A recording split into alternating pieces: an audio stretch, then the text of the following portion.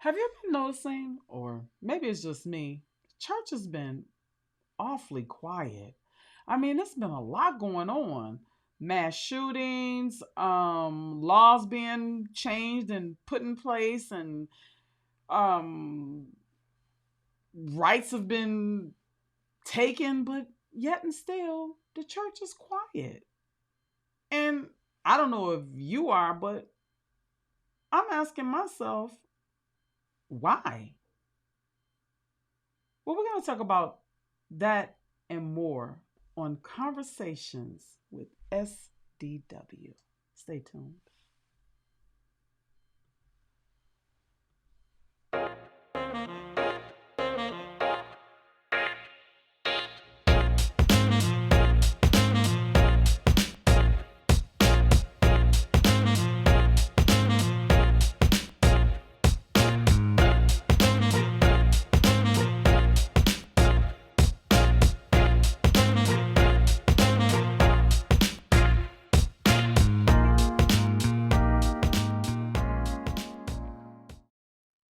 Hi, and welcome to my channel. And thank you so much for coming out and seeing little old me. I really appreciate it. But before we get started, do me a favor.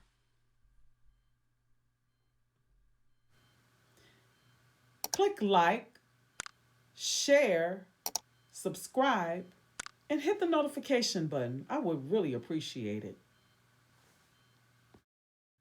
So let's get right into it. The church has been quiet, so that's really not no secret. I'm sure everyone knows or noticed that they've been awfully quiet. And some of us, I know I am, and I'm sure some of you too, have been wondering why they've been so quiet, why they haven't been saying anything, why is everything going on business as usual, but it's just been like crickets with them. No fighting against, no protesting, no nothing other than, they came out, here in Chicago anyway and started advocating for the immigrants, and that was kind of suspect. But anywho, I have a video of I believe his name is Dr. Umar. He kind of sums it up on what's really going on and why they've been so quiet. And I'm gonna play the video, but I'm gonna come back so we can kind of dialogue, or I can dialogue with you and we could talk about it. And I would really love for you to put in comments and tell me what you think. But listen to this. And guess what? 95% of the problems that we're dealing with now are a direct outgrowth of the 1980s. You see that? The crack, the AIDS, and the joblessness gave birth to almost everything we're dealing with now. The mental health issues, the homelessness, the fatherlessness, the mass incarceration, everything was born then. But they didn't stop. In the 1980s, they hit you with the Bill Clinton crime bill. So for the first time in American history, you can go to jail for the rest of your life if you never put a hand on a soul. They still didn't stop. In the year 2000, George W. Bush comes to power, and he creates a program called the Faith-Based Initiative, FBI, where he found a loophole in federal law that allows the government to give churches money. And ever since the U.S. government been funding black churches, you ain't seen a black church participate in any relevant struggle for black people since. And we Now that was interesting how he said that it was a faith-based initiative. FBI. Really, it was 501c3. That's really what it is. And ever since they've been getting that 501c3 faith-based initiative, finding the loophole to give the government to give money to the faith leaders, it's been quiet. It's been crickets, because you know what? When they get that 501c3, they have to be quiet. They cannot speak out against anything, because the minute they do, guess what? That 501c3 is going to be taken. And the thing is, why are the leaders concerned about that? See, faith is knowing God, knowing that he's going to take care of you no matter what, that he has your back, especially when you're doing what's right. So I don't understand why the pastors is, accepting 501c3 and accepting the fact that they have to be quiet if they accept the 501c3.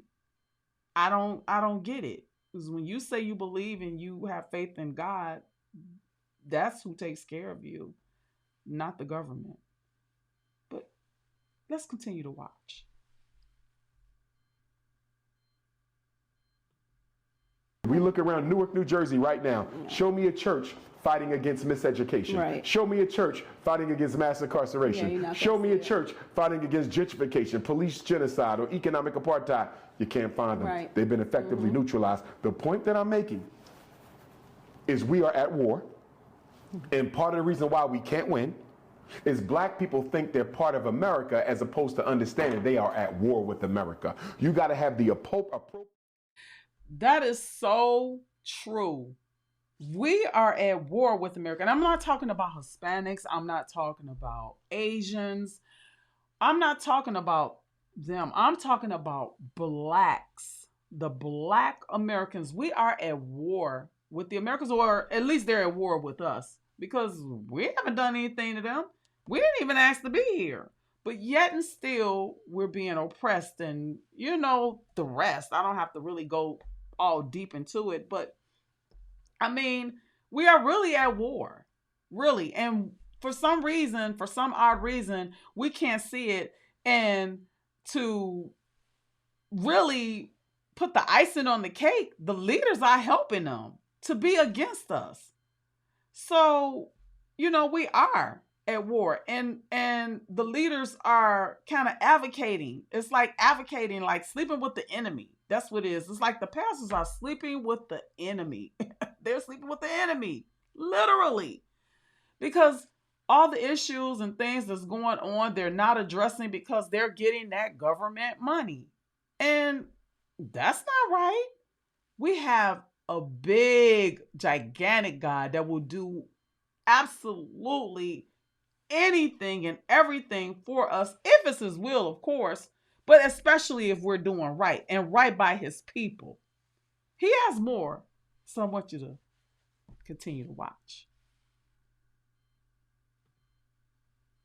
Warrior mindset in order to engage this society so we can fight and thrive within it. As long as you got people who should be building for themselves, trying to include and integrate into the enemy's army, that's a recipe for disaster. And unfortunately, we raise our children with the I am proud to be an American mentality as opposed to I am proud to be an African mentality, and you need to do something for your community. We're the only people who believe in integration. Another great point, the integration part. We, advocating, for no segregation.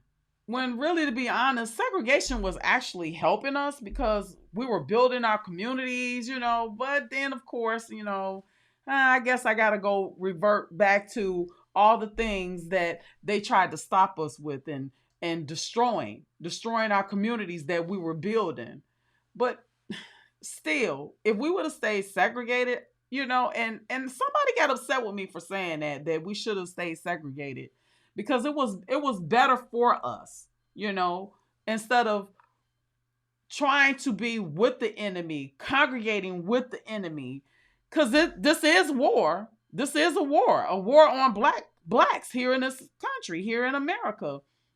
And we're congregating with them, and we want to live near them, and we want to eat with them. We want to shop in the same places they shop in, instead of us just saying, hey, let's go off and do our thing on our own. And as I stated before, yes, I know, they came and destroyed a lot of things that we built up when we were trying to, or they didn't want to be bothered with us. So we went on about our way and tried to make a better living for us, but they came to ultimately destroy it. Had it not been better if we would have just said, hey, and you're making war on us. You don't really want us here. Send us back to where you took us from. Maybe that would have been better. those years ago, instead of saying we don't want to be segregated. We want to live in your communities, and we want to go to your stores, and we want to break bread with you, so to speak. He has more. So watch. We're the only people who believe in color blindedness. We're the only people who believe in multiculturalism. Across North, you don't see Asians pushing color blindedness. You don't see Asians pushing multiculturalism. You don't see Asians pushing this is a melting pot. You don't see Mexicans doing that, Arabs. The only people who do that are black people. And what's ironic about that is what? We're the worst victims of racism. How can the worst victims of racism be the most clueless about it? A lot of it has to do with our religious indoctrination. Religions have convinced black people that the best way to live your life is to act as if color don't matter. And until the greatest victims of racism recognize that color does matter, we will never be free.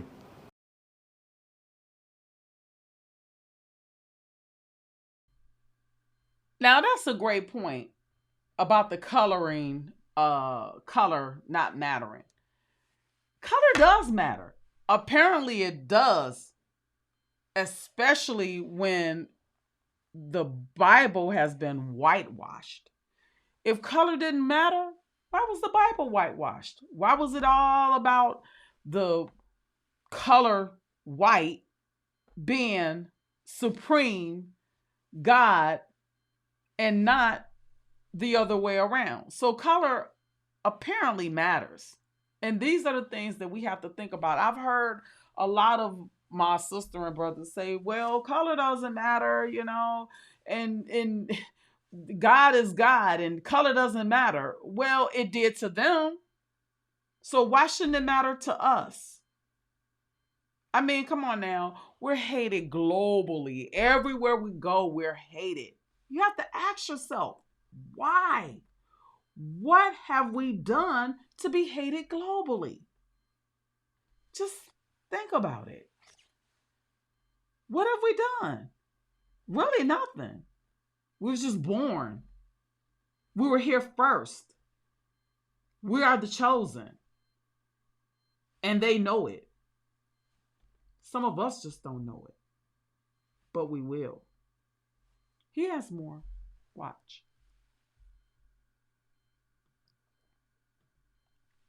The purpose of religion in a black community is to deify destruction. The purpose of religion in a black community is to make people who have nothing think they have everything because they belong to a particular religion. Religion is the greatest thing that ever happened to white supremacy because it convinces black people that the very people trying to destroy them are their greatest allies. That you can change the way people think just by sharing your religious beliefs with them. And because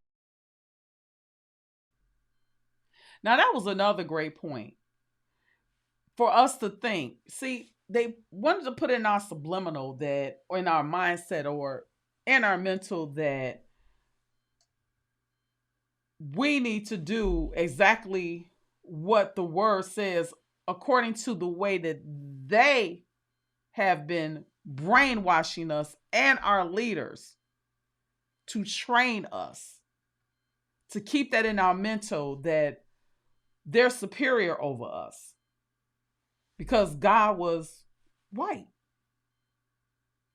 He wasn't black, he was white according to them.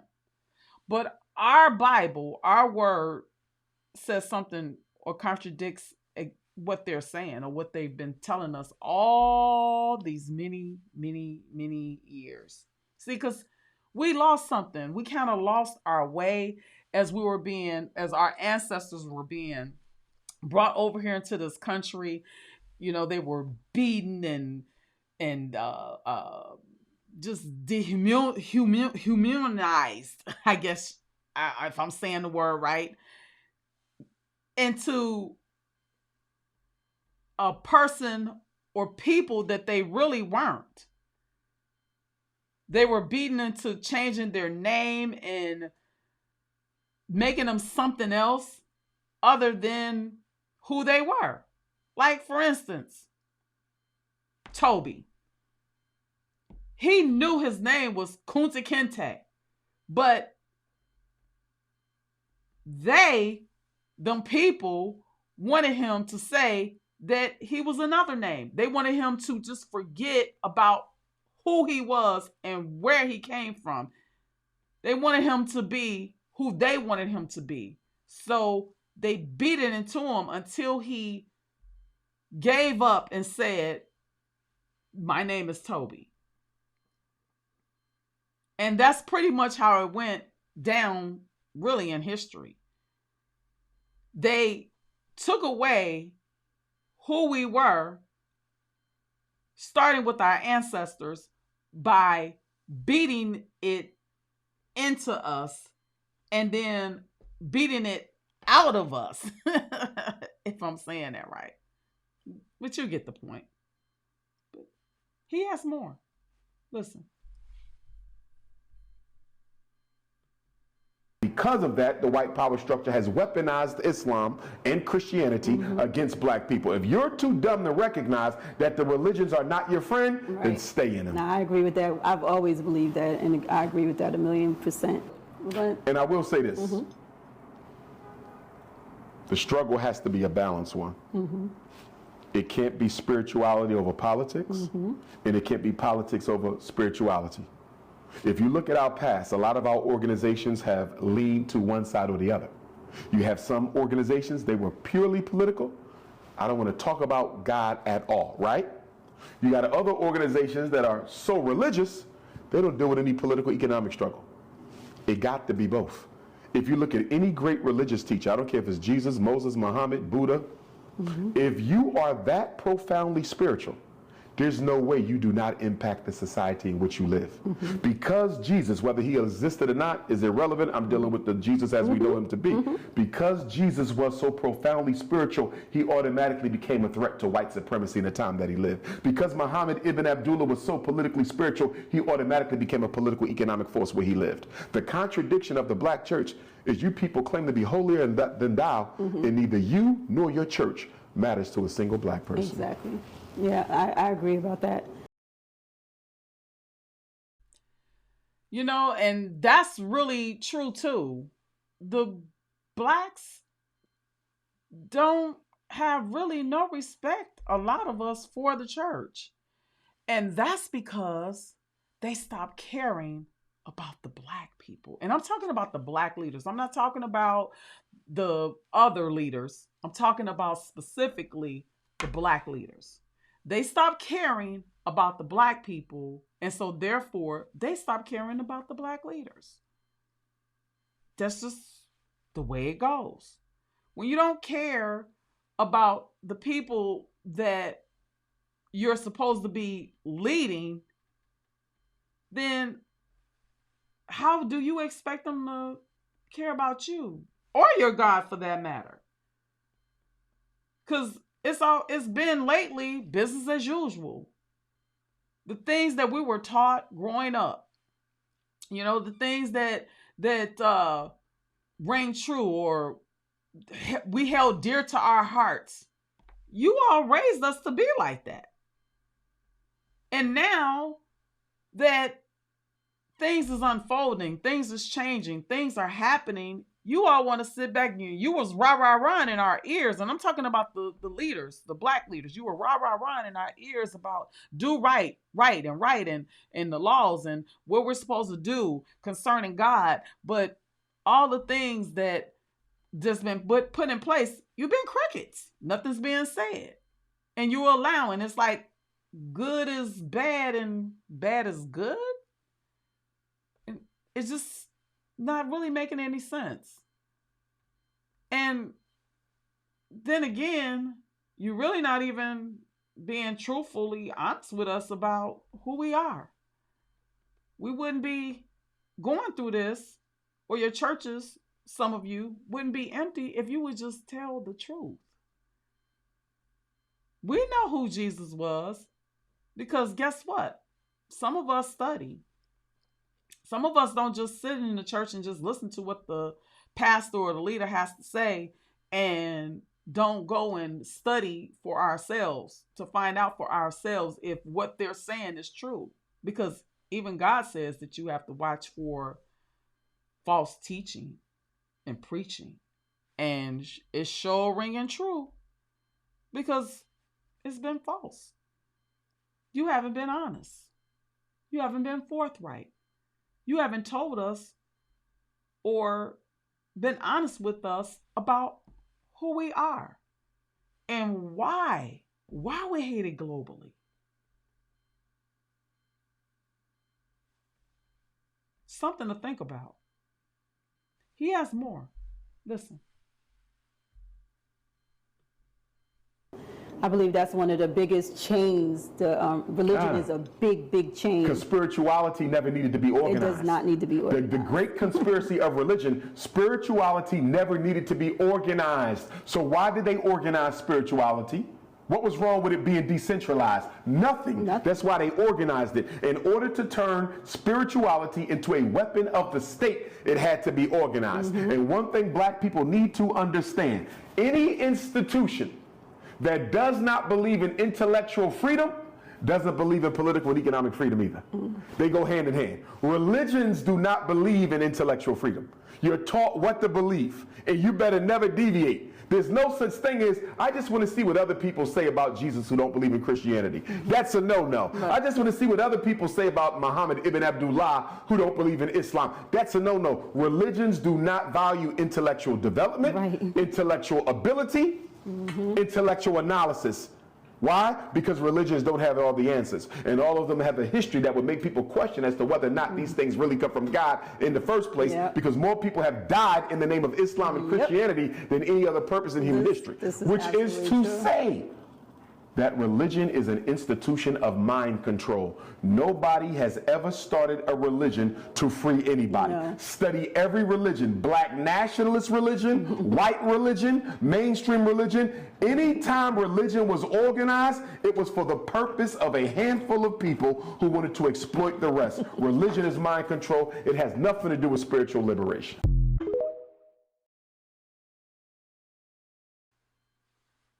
Wow, he said a mouthful.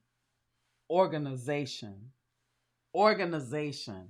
It's just going back to business. So churches became like a big business. It's all about that tithe. It's all about getting those people, getting tithers and getting them to come into church so they can tithe. It's not about bringing souls to Christ anymore. And that's where the problem lies. It's an organization now. And that's pretty sad. So, leaders, I urge you and I encourage you to stand up for what's right. Get deep, really deep into your word and come and tell us the truth. Now, as I stated before, a lot of us know who Jesus is, who Jesus was. Just reading it is telling us who he was and basically who we are. It started with us and it's going to end with us. When you start, and I'm talking about the leaders, the black leaders, when you start being truthful and start preaching the word of God truthfully and saying who we are, and I'm talking about the black leaders in the black church, things will start to change and unfold, and you will be blessed tremendously because then you will be truly doing the will of God. Now, that's my nugget for today. And I really, really, really, really would like some answers to this, Put in your comments. You can hit me up too and email me. I'll leave the description. I'll leave my email address in the description box on this video. But I really would like to know, what are your thoughts? And even leaders, bring it to me. What are your thoughts? What do you think about telling the truth about who we are? and standing on the word of God for real. And coming from out of the church and getting in the streets. And for some of you to say, well, no, we're quiet because, God is on his way back. Well, that's not the time to be quiet. That's the time for you to really start speaking out and really coming out in the street, the highways and the byways, and bringing souls to Christ. The time is now. The time is now. So let me know what you think in your comments. I would really love to hear from you guys. And hopefully I'll see you again soon. Have a great night. Bye.